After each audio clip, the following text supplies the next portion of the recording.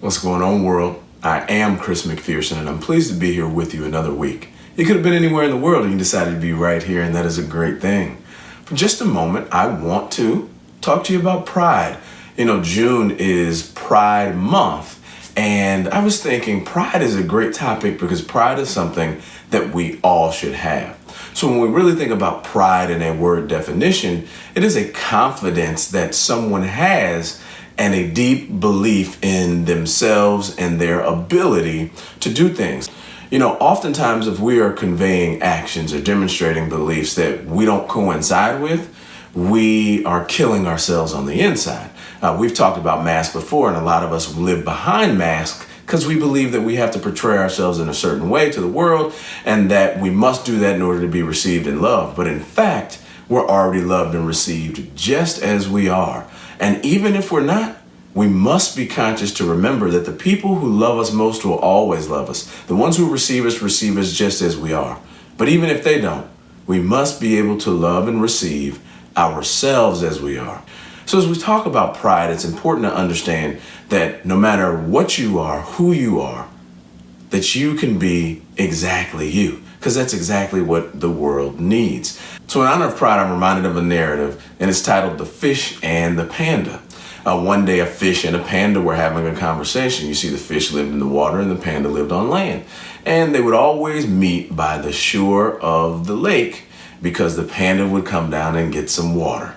And one day the panda and the fish were having a conversation. And the fish said to the panda, "Hey, how are you doing today?" He said, "Good, and yourself?" He said, "Oh, I'm enjoying another day in the lake." And the panda said, "Yep, it's a great day here on land."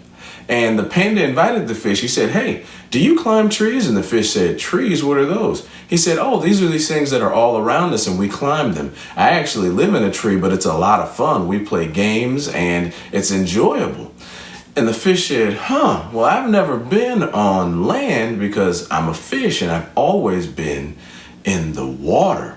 Well, the panda said, "Everybody I know climbs trees, and I think you're a very nice fish, but most of my friends all climb trees, and I think it would be nice if you met them, you could hang out." Well, the fish said, "I don't know. Give me some time to think about it, and maybe one day I'll go climb a tree with you." And he said, "Okay." So they parted, no problem. And the fish began to think, well, what am I to do? I've made friends with the panda. I really enjoy them, but they want me to climb a tree, and I've never done that before. So the fish thought in his mind, he said, "You know what? I'm going to get out. I'm going to climb this tree. I mean, I really like the panda. His friends seem nice. I know they don't eat fish, so I'm going to go and climb the tree one day." So the very next day, the panda's coming down to get some water, and the fish is there as well. And he says, "Good morning, panda." The panda says, "Good morning. How you doing?" He says, "Good."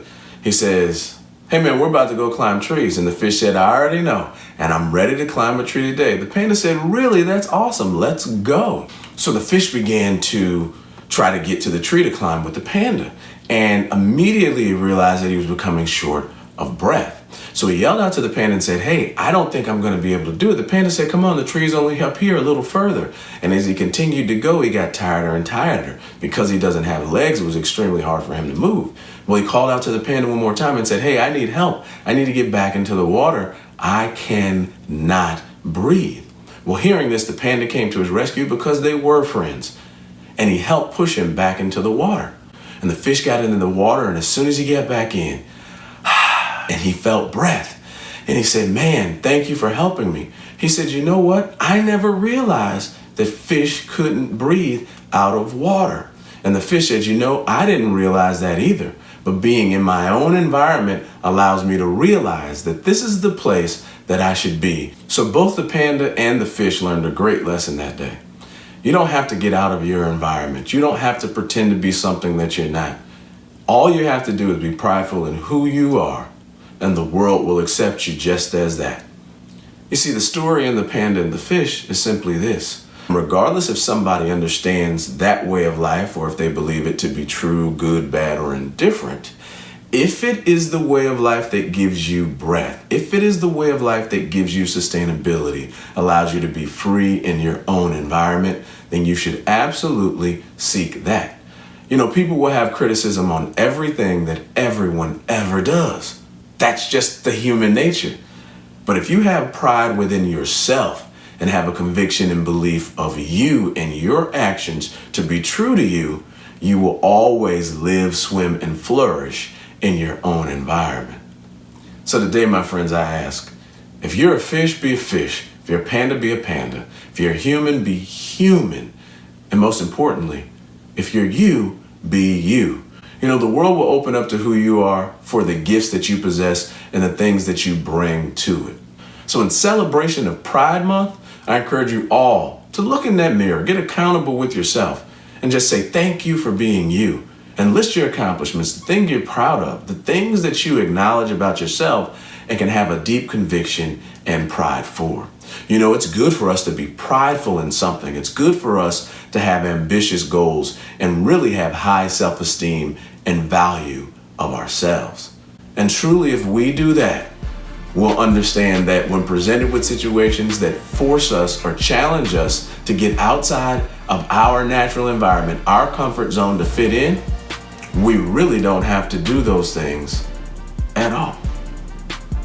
Because we alone ourselves are enough, and everyone should take pride in that. After all, it's possible. Hey, just do you. I'm a